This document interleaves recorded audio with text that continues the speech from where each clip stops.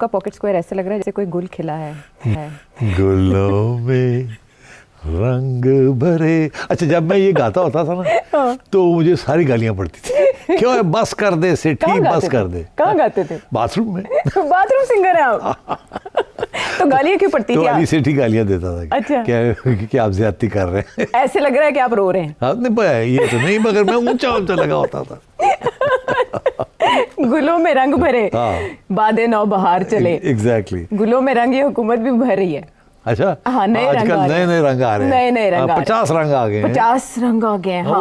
और फिर जाहिर है फिर सवाल सारे रंगीले हैं सारे। ये तो नाम आप जब मैं आपके सामने गिनवाऊंगी आप बताएंगे इनमें से रंगीला कौन है। लेकिन एक हफ्ते पहले इन्होंने हल्फ उठा लिया, हल्फ उठाने की जल्दी थी। उसके बाद एक हफ्ते का डिले आया और अब पोर्टफोलियोज अनाउंस किए गए हैं। जो जो कलमदान इनको सौंपे गए हैं वो तो मैं आपसे जानूंगी। आपने प्रेडिक्शन बहुत पहले कर दी थी कि कुछ चेंजेस आ रहे हैं फेडरल कैबिनेट में। टेक्नोक्रेट की इंडक्शन का आपने बताया था, फिर बाद में आपने बताया कि रीजंस क्या हो सकते हैं। पॉलिटिकल मजबूरियां हैं इत्तेहादी हुकूमत की कुछ, और ऐसा ही लग रहा है कि उनको पूरा करने की कोशिश की गई है। लेकिन कुछ वज़रा से उनके कलमदान वापस भी लिए गए जो उनके पास इजाफी थे, वो अपनी जगह पर अहम है। लेकिन वज़ीर आज़म के जो 3 मुशीर मुकर्रर किए गए हैं, एक तो बहुत पुराने वज़ीर आज़म के साथ ही रहे हैं, दूसरे भी ऐसे ही कोई तजुर्बा रखते हैं, लेकिन जो तीसरे मुशीर हैं उसको लेकर मुस्लिम लीग नून खुद ही खुश नहीं है। वो तो आप जानते हैं उनका नाम क्या है, नाम ही काफ़ी है, परवेज़ खटक साहब। अच्छा, इस पर राना सनाउल्लाह साहब की बात बड़ी खूबसूरत है, तशरीह हम आपसे लेंगे, ज़रा पहले चलाते हैं उनकी बात। सुना है जी, राना साहब ने सुनने हैं।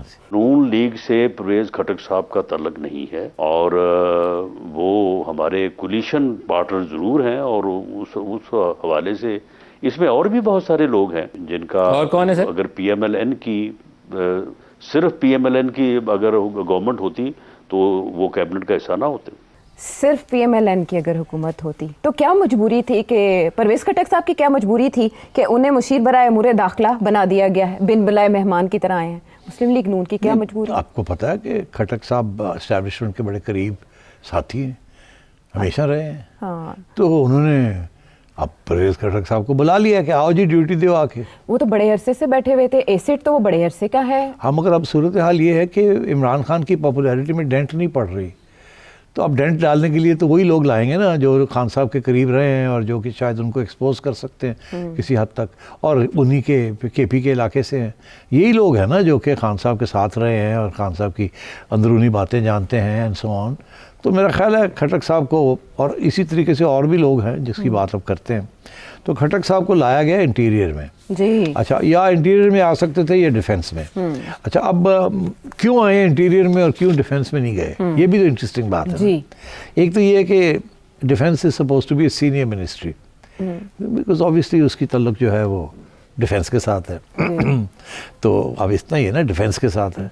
तो अब अगर ख्वाजा आसिफ को वहाँ से हटाते और इनको वहाँ लगाते तो ये तो बड़े खुश होने थे, मगर ख्वाजा साहब खुश नहीं होने थे, बिकॉज इसके डिफेंस के बाद ख्वाजा साहब कहाँ जाते। हाँ। ख्वाजा साहब को तो अब मतलब है कि he wants to also be close to the establishment.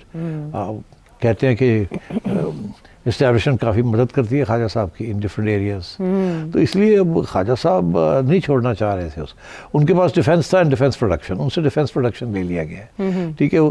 और वैसे भी 2 मिनिस्ट्रीज दी हुई थी कि जब जरूरत पड़ेगी तो एक ले लेंगे।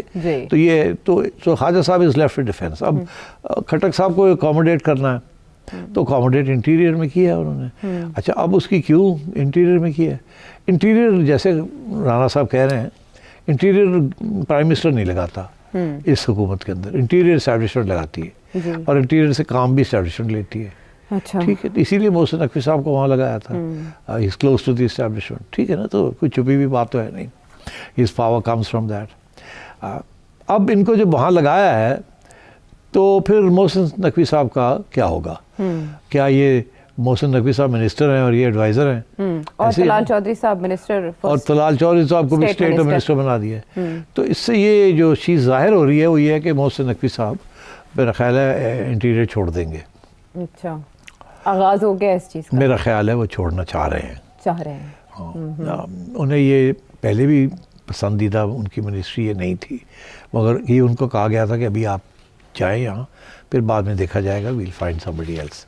तो इसलिए वो टेम्परेरीली आए थे, इसीलिए उन्होंने थोड़ी बहुत दिलचस्पी लेते थे, पर ज़्यादातर वो मतलब है कभी नेगोशिएशंस विद इन पार्टीज़, जिसके अंदर वो काफ़ी उनकी अहमियत रही है, अच्छा रोल प्ले करते हैं।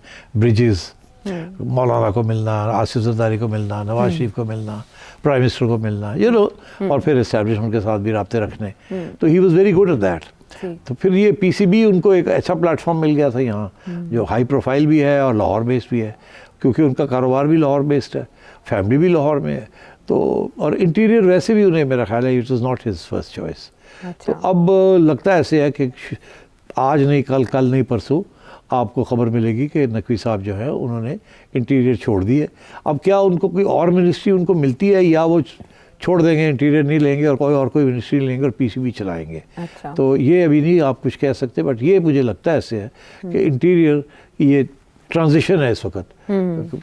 इनको ला रहे हैं खटक साहब को और मोहसिन नकवी साहब एग्जिट करने जा रहे हैं।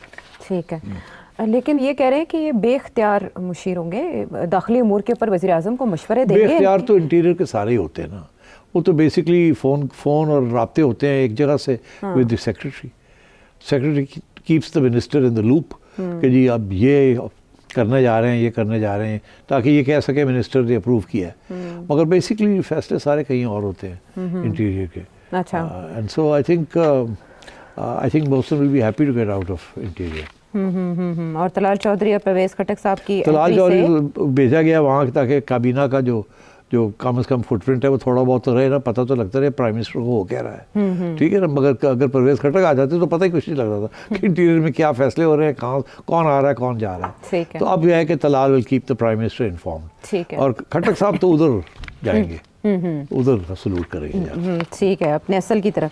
तो आप कह रहे हैं परवेज़ खटक साहब को बेसिकली पीटीआई पर्पस के लिए, पीटीआई सेंट्रिक पर्पस के लिए इंटीरियर के जरिए पिटाई होती है ना जी, तो उनको कैरेट एंड स्टिक जो है वो अब परवेज़ खटक साहब के पास आ जाएगी। स्टिक तो इंटीरियर की मिल गई, कैरेट ये है कि क्योंकि वो केपी से है, इमरान के करीब रहे हैं, उनकी वहाँ कंस्टिट्यूंसी भी है, जोड़ तोड़ में भी बड़े तेज रहेंगे वहाँ। मोहसिन नकवी जोड़ तोड़ में तो ही वाज नॉट इंटरेस्टेड। तो ये तो इनका तो काम ही होगा कि वहाँ फॉरवर्ड ब्लॉक्स बनवाने, ये करना वो करना। तो he will political minister for interior, जो कि एस्टैब्लिशमेंट का पर्पस है उसको सर्व करेगा। ठीक है, तो कमजोरियां और ताकतें जानते हैं वो पाकिस्तान तहरीक साहब की। मोहसिन साहब का ऐसा एक्सपीरियंस नहीं था ना political, Mohsin was not interested. हाँ ठीक है, तो ये जो चेंजेस हैं ये पॉलिटिकली मोटिवेटेड है, ये इंडक्शन, या वाकई ज़रूरत थी परफॉर्मेंस इंप्रूव करने के लिए? नहीं, परफॉर्मेंस क्या है? Performance let's understand this.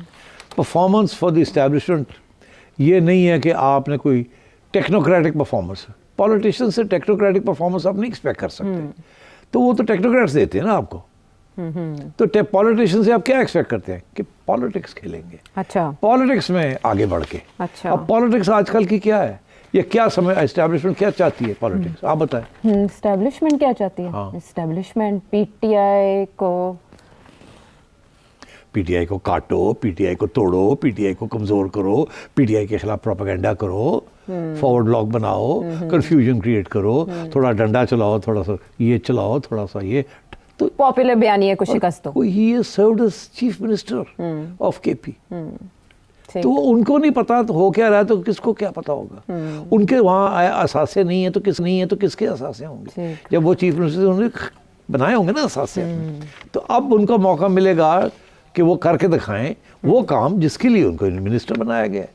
ठीक है, और अगर सिर्फ उनको एक सियासी ओहदा दे दिया जाता केपी में विदाउट द डंडा ऑफ द इंटीरियर मिनिस्ट्री, तो शायद वो डिलीवरी ना दे सकते। तो उन्होंने कहा होगा कि मुझे इंटीरियर दो, फिर देखो मैं कैसे कैरेट एंड स्टिक करके डिलीवरी देता हूँ। ठीक है, तो इस वक्त एस्टैब्लिशमेंट का प्रॉब्लम ये है कि सियासी तौर पे डिलीवरी नहीं मिल रही from this government. Civilian government जो है उसे पॉलिटिकल डिलीवरी नहीं मिल रही। इकोनॉमिक्स तो ठीक चल रही है, मगर आवाम जो है वो अभी भी कन्विंस नहीं है, और अभी भी खान साहब जो है उनके लोग जो है धंधन आ रहे हैं।